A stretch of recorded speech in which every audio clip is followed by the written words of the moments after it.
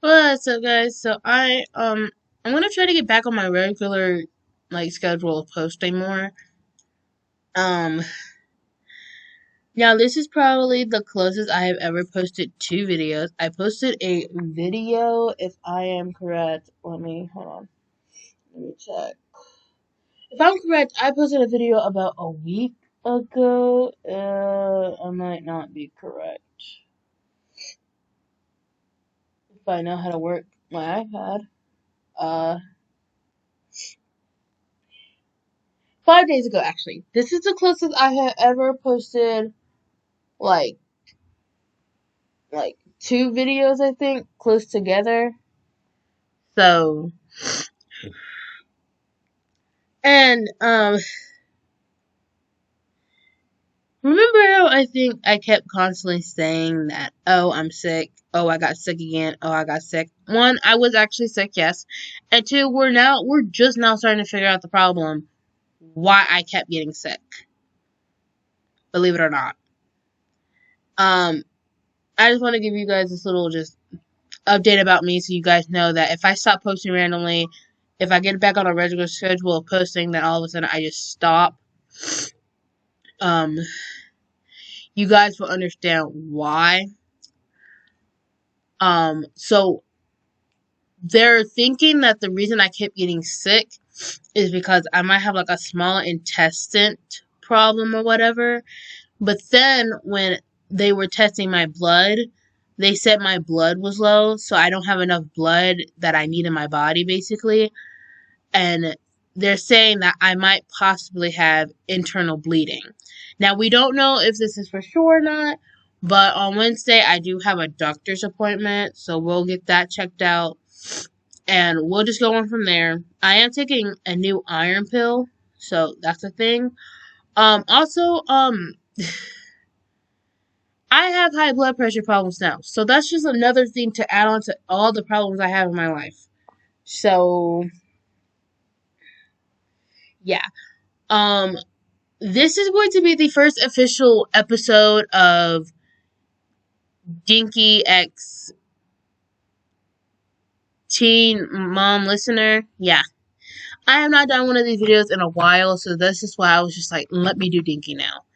I'll do Todoroki later because he's gonna be his is gonna be a long series. I know we love Bakugou. He got like 15 parts, but Todoroki's probably gonna have 20 to 30 parts, people. And that's without the afterlife, like without the after, like UA. And I might even do like where they go to like a college where it's just like more advanced training. Like, I don't even know. But I'm getting myself mentally prepared for that. So, yeah. So we're gonna start this series. I don't know if it's gonna be a fast moving series, a slow moving series. I'm not really sure. But it is gonna be a moving series.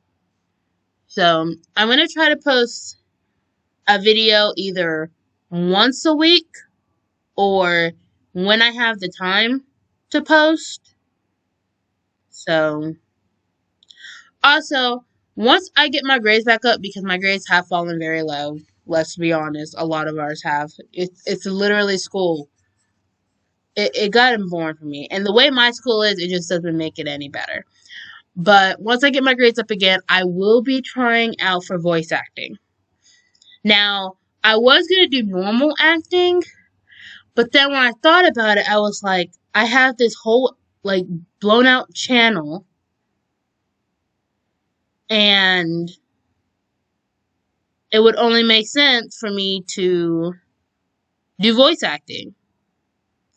So, once I get my grades up, because I was doing an audition today, but when she mentioned grades, I told my mom to just leave the Zoom meeting because I was like, nah, I can't do it.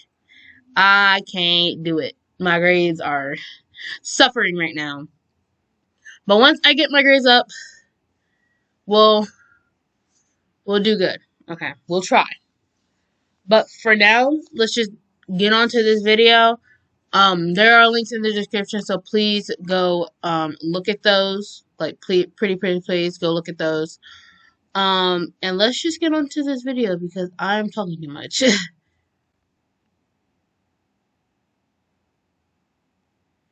Being in your second year of UA High was pretty difficult because of reasons of a little child you have, and you having to take care of that child while not only also going to school to become a hero. Now, you don't know where you got the idea of, oh yeah, I could totally definitely still become a hero while having a child. Yeah, you could, but there was going to be struggles. Now, when you told Mr. Aizawa about the little 3-year-old kid, the kid that's now 3 years old that you have now, he said he would have a dorm specially made for you and your child. No one else besides the staff at the school knows that you have a child. Absolutely no one. Not even your best friend Mina. Like, she doesn't even know. Your son stays in the dorm room. There is a staff member who stays with him until you get back to the dorms, and then the staff member will leave, basically. That's how this works. Now, it would be a complete lie if you said you didn't have the littlest slightest crush on Dinky. You did. You honestly did. But the thing is, you didn't really talk to him. The only people you really talked to was Mina and Jaro. That's it. Because those were the two people you were only comfortable talking to. So at this very time of moment, you would have to have a lot of confidence just to talk to somebody new. Now, your quirk, on the other hand, does have an effect on this whole thing. Your quirk is basically what you would call, how do I say this? Tubes? It's a very weird name for a quirk. You didn't have any way of naming the quirk. And since you did only grow up with a dad, a father figure, basically, you really didn't know. There's things that went on with your family when you were younger that will go into the backstory. It's basically where you make a bunch of metal-like tubes and you can control them. You can make them anywhere in your body. Like you can make them come out of your nails or the fingertips or your hands or your arms or anywhere. Like anywhere.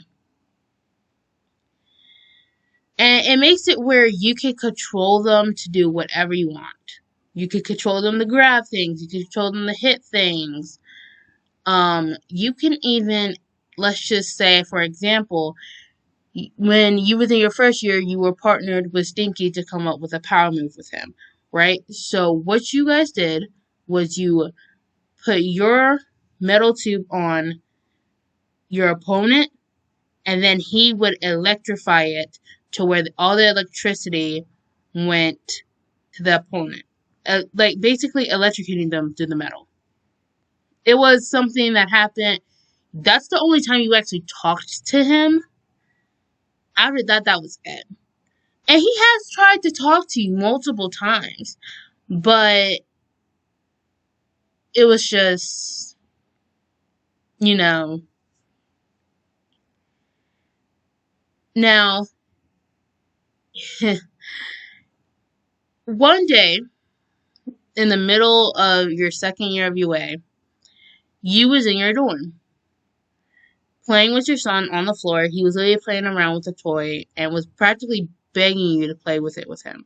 Since he had rarely seen you throughout the day and only got to really see you throughout the whole day on weekends or whenever you guys were on break, he would constantly ask you to play toys right after you got home from, literally after you got back to the dorms from school. Well, you apparently forgot to lock your doors because Mina like barging into places.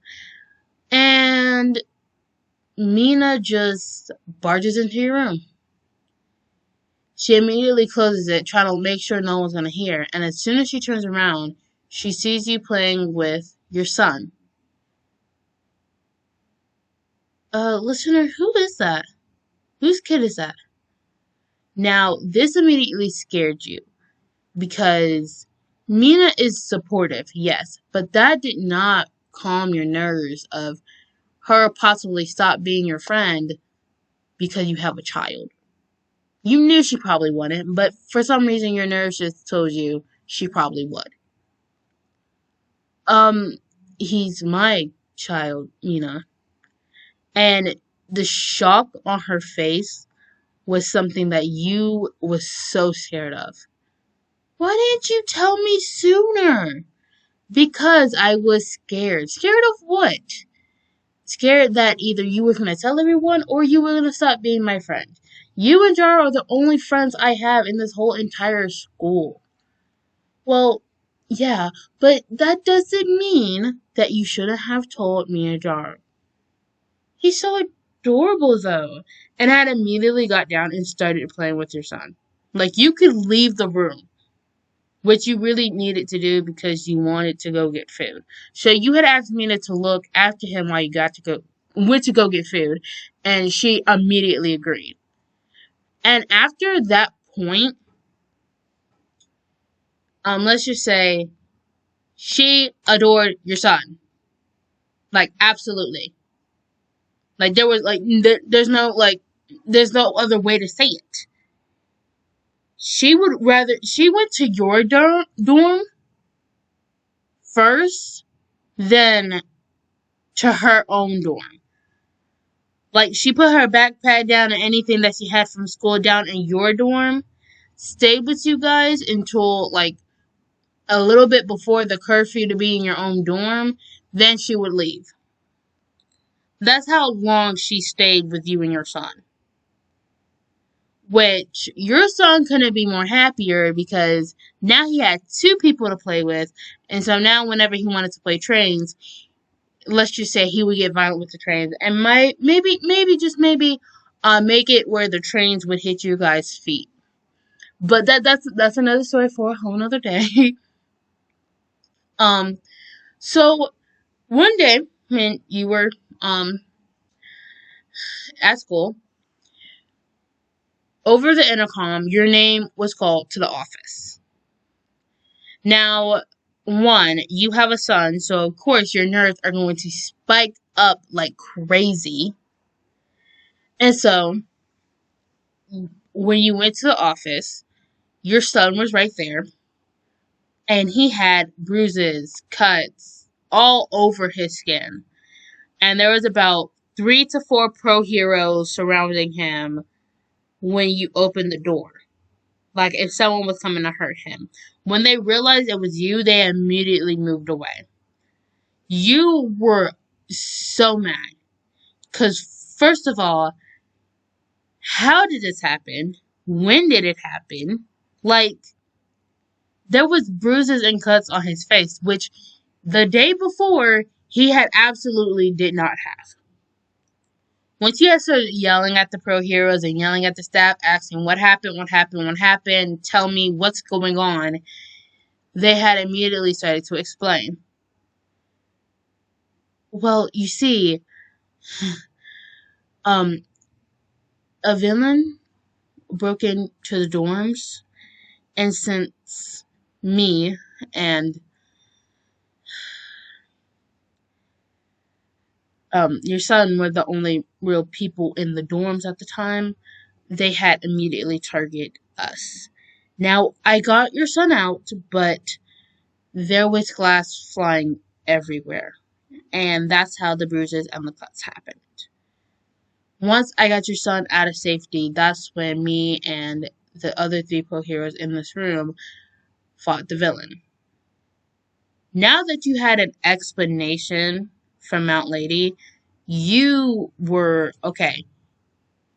The villain did not really hit him or anything, so you were not needing to go off on anybody right now. But you were very much upset. Like, very much upset. And when you went back to the dorms, you realized, shoot, I have to get back into my dorms, but I have my son in my hands, and it's literally like an hour after school. So this happened right at the end of the day. So you were in there for an hour talking to them and healing his cuss and all that. That took about an hour, especially with him being very stubborn. So once you went in and everyone saw you with a little baby in your hands, no one moved besides Mina. And that was Mina immediately taking him in her hands and literally playing with him.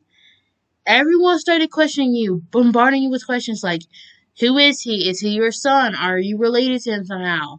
Once you explained to everyone how he was your son, you had him at a young age and all that, they completely understood.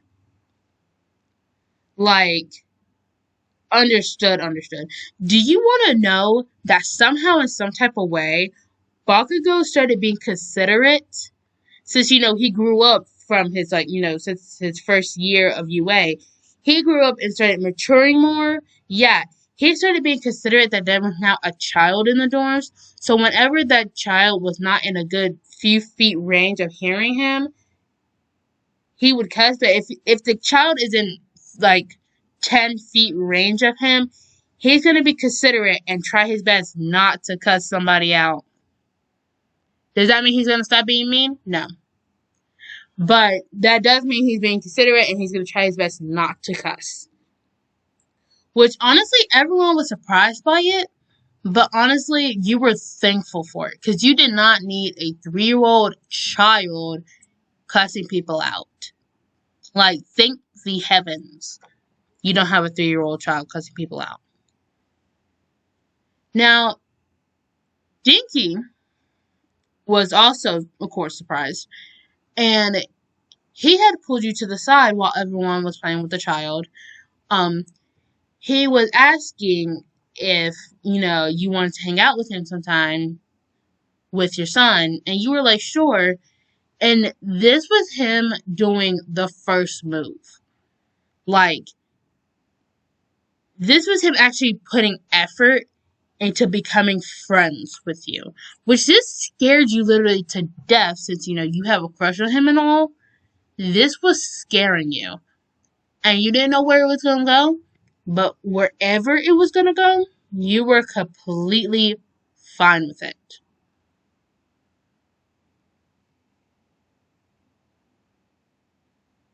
Okay, that's the end of this video. It's not the backstory. Please do not get this mixed up with the backstory. This is just the first episode, so I know how I'm going to go about the backstory. I remember when I did the Bakugou Teen Mom video,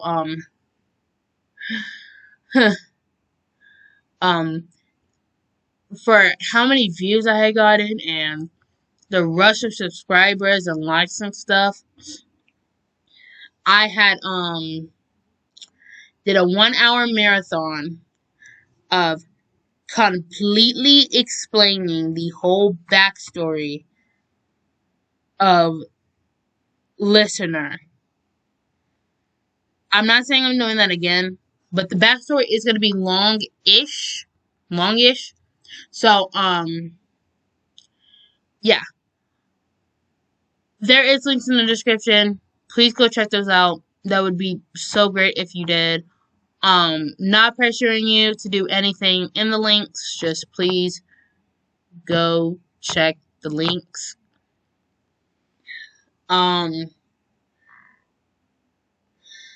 What else? If you guys have any, suggestions on the name for Listener's Son, please just go ahead and tell me them in the comments. I'm gonna do this because it was hard for me to pick names last time. I will write them down on a piece of paper, crumble it up, and put it in a little bowl. By the next episode, whenever it is, once I get enough comments and stuff, I will mix those around, take one out, and whatever the name is, that's gonna be the name for him. So I just hope you guys have a wonderful day. I